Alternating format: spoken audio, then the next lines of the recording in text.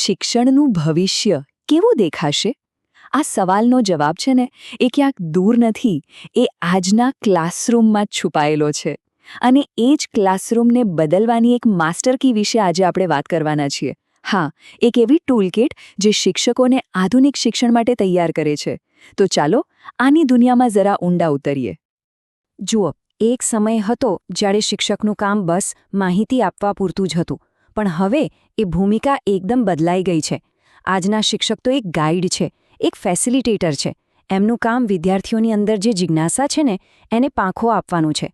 અને આ શિક્ષણની એક બિલકુલ નવી અને સાચું કહું તો ખૂબ જ ઉત્સાહપૂર્ણ દિશા છે. તો ચાલો ને એક મિનિટ માટે કલ્પના કરીએ. એક આદર્શ ક્લાસરૂમ એ કેવો હોય? શું ત્યાં એકદમ સોપો પડી ગયેલી શાંતિ હોય, કે પછી વિદ્યાર્થીઓના સવાલોનો ગણગણાટ હોય, નવા વિચારો પર ચર્ચાઓ થતી હોય અને કંઈક નવું કરવાનો ઉત્સાહ દેખાતો હોય? ચોક્કસપણે બીજો વિકલ્પ જ વધુ જીવંત લાગે છે, નહીં? અને આવા જીવંત, ધબકતા ક્લાસરૂમને હકીકતમાં બદલવાની તાકાત કોનામાં છે? એ છે શિક્ષકના હાથમાં.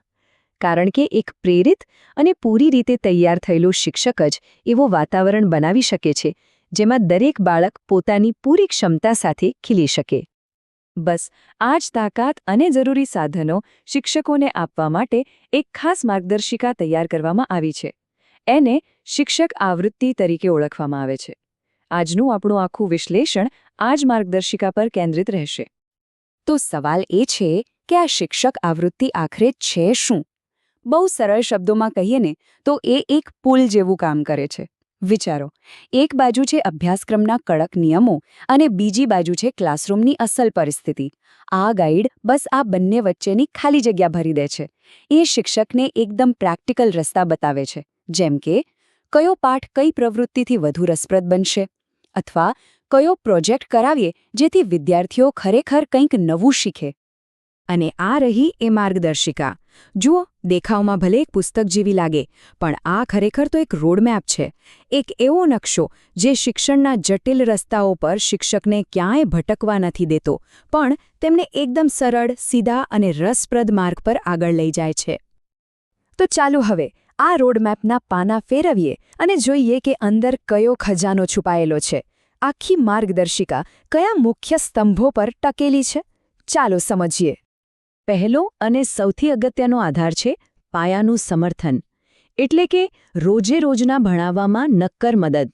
જેમ કે પાઠ્યપુસ્તકનો કોઈ મુદ્દો કેવી રીતે સમજાવવો, ક્લાસમાં એવી કઈ પ્રવૃત્તિ કરાવવી કે વિદ્યાર્થીઓ કંટાળી ન જાય, પ્રોજેક્ટને માત્ર નામ પૂરતો નહીં પણ ખરેખર અર્થપૂર્ણ કેવી રીતે બનાવવો. આવા બધા જ સવાલોના પ્રેક્ટિકલ જવાબો અહીં મળી જાય છે. પણ સારું શિક્ષણ એટલે ખાલી સિલેબસ પૂરો કરવો એટલું જ નથી. એ અનુભવને સમૃદ્ધ બનાવવાની વાત છે. એટલે જ આ ગાઈડનો બીજો સ્તંભ છે શિક્ષણને વધુ સમૃદ્ધ બનાવવું. અહીં વાત થાય છે પાઠને વાર્તાઓ અને ગીતોથી જીવંત કરવાની, કે પછી વિજ્ઞાનના અઘરા સિદ્ધાંતને કલા દ્વારા સમજાવવાની. આનાથી શું થાય છે? ભણતર માત્ર રસપ્રદ નથી બનતું, પણ વિદ્યાર્થીઓમાં તર્કશક્તિ અને જીવનમાં કામ લાગે એવા કૌશલ્યો પણ વિકસે છે.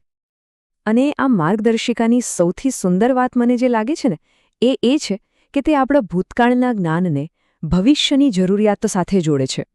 અહીં પરંપરા અને આધુનિકતા જાણે એકબીજાનો હાથ પકડીને ચાલે છે.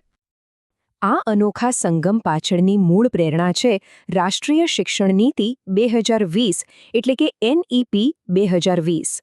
આ નીતિ ભારતીય શિક્ષણમાં એક નવા યુગની શરૂઆત છે એમ કહી શકાય.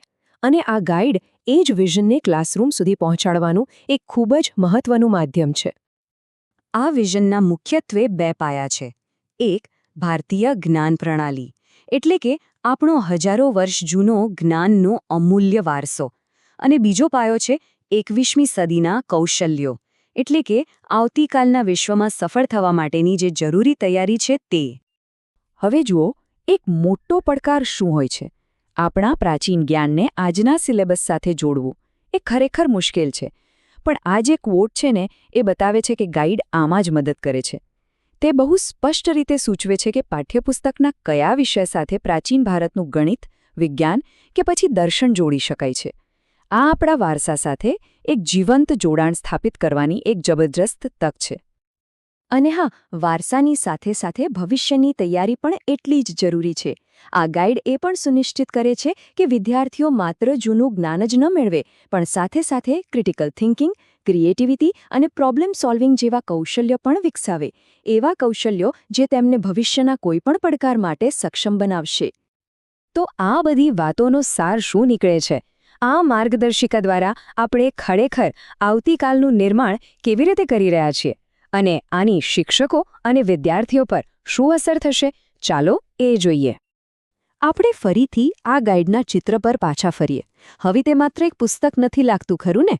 આ તો શિક્ષકના હાથમાં રહેલું સશક્તિકરણનું એક મોટું સાધન છે. એક એવી ચાવી છે જે ક્લાસરૂમની સાથે સાથે વિદ્યાર્થીઓના ભવિષ્યના દરવાજા પણ ખોલી શકે છે. કારણ કે આખી વાતનો સાર બસ આ એક જ વાક્યમાં આવી જાય છે. જ્યારે શિક્ષક સશક્ત હોય ત્યારે વિદ્યાર્થી સક્રિય બને છે. જ્યારે શિક્ષક પોતે પ્રેરિત હોય ત્યારે વિદ્યાર્થી જિજ્ઞાસુ બને છે. આ એકદમ સીધું અને ખૂબ જ શક્તિશાળી સમીકરણ છે. તો અંતે ચાલો આપણે સૌ એક વિચાર સાથે છૂટા પડીએ કે જ્યારે શિક્ષકોના હાથમાં આવા શક્તિશાળી સાધનો હોય, જ્યારે તેઓ આત્મવિશ્વાસ અને સ્પષ્ટતાથી ભરેલા હોય, ત્યારે જરા વિચારો કે વિદ્યાર્થીઓ માટે કઈ કઈ શક્યતાઓના દ્વાર ખુલી જાય છે. તેમના ભવિષ્યની ઉડાન કેટલી ઊંચી જઈ શકે છે.